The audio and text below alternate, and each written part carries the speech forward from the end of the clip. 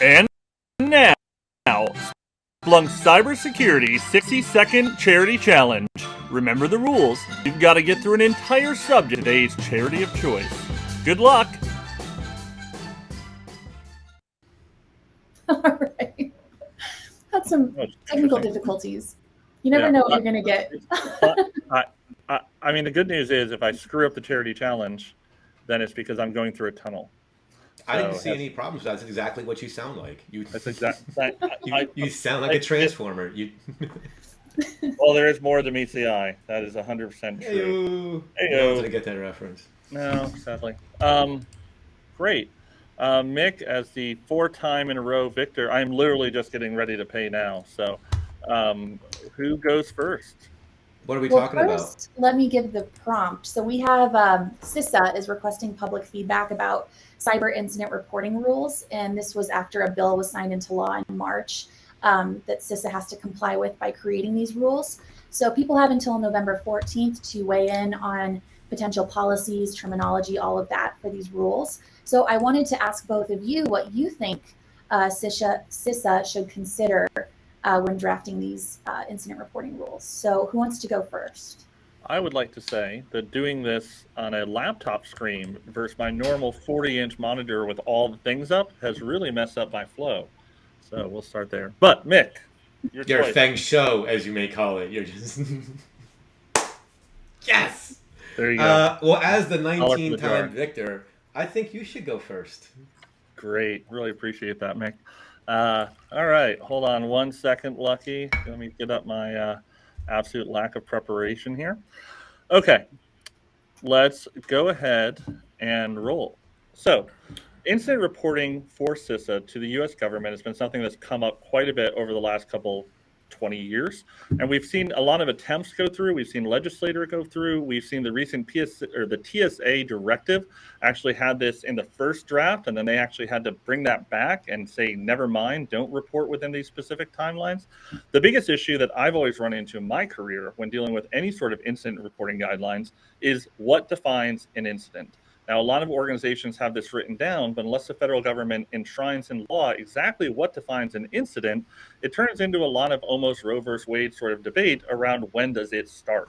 Because does the incident start when the incident handler first sees an alert? Does it start when they tell their CISO? Does it start when the CISO tells the board?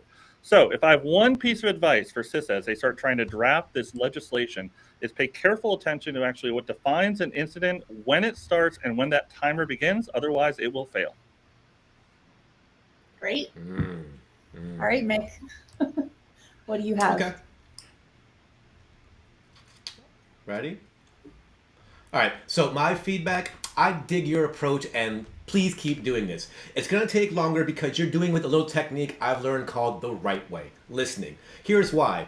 The listening sessions, which is a pretty new approach as far as I know, New York, Atlanta, Seattle, Dallas, and a bunch of other cities. There's 11 total across the United States where instead of getting trolled by Drake's new album, this listening session, Director Easterly gets to hear your hottest bars about the Cyber Incident Reporting for Critical Infrastructure Act of 2022, which, come on, it's easy. It's rhyme with two. So, reading the legislation, we all know the devil's in the details, so it's time to put pen to pad and define covered cyber incident or substantial cyber incident. Dylon, it's your chance to spit the hot fire about what reasonable belief that a covered cyber incident has occurred means. So register, these events are going to sell out. It's your chance to be heard by CISA and the rest of the gang about all those terms, what they mean in the legislation, in the reporting before it becomes final. If I understood half the jokes you told, I would have been very impressed. I was following along. Oh, Thank you. Of course you were. I didn't get Ryan's handbook reference, but I did get. You gotta know your audience, Ryan. Right? I know the audience. Does anyone have an opinion? Anyone watching? Yeah. Who do you won? Because, I think I won. Yeah, I think this is a tough one. I really like Ryan focusing on what defines an incident, but I think you both kind of touched on that a bit. I think it's really defining what counts as what, creating terminology, like you said, and defining it. I think a lot of that's lacking with incident. But through the 11 listening sessions that are being hosted, you don't get extra time. So I'm selling my point. I really just Maybe Don't the oversell audio me. was garbled. It didn't come through clearly. I had some marbles. In any case, Okay, well, so I guess I have to decide then. We're not getting any Lucky. input from the audience. Lucky, what are your thoughts here? Yeah, Lucky, You what want do to do you a think? voice of God over?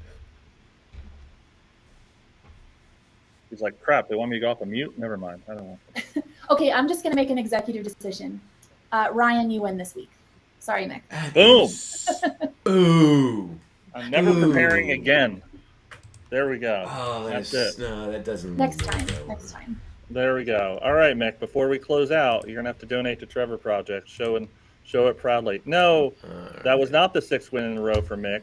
Ryan won. This is what happened. Number 1.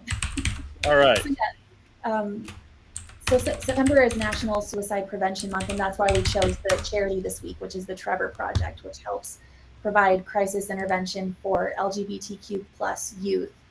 So just some background there on the charity this week.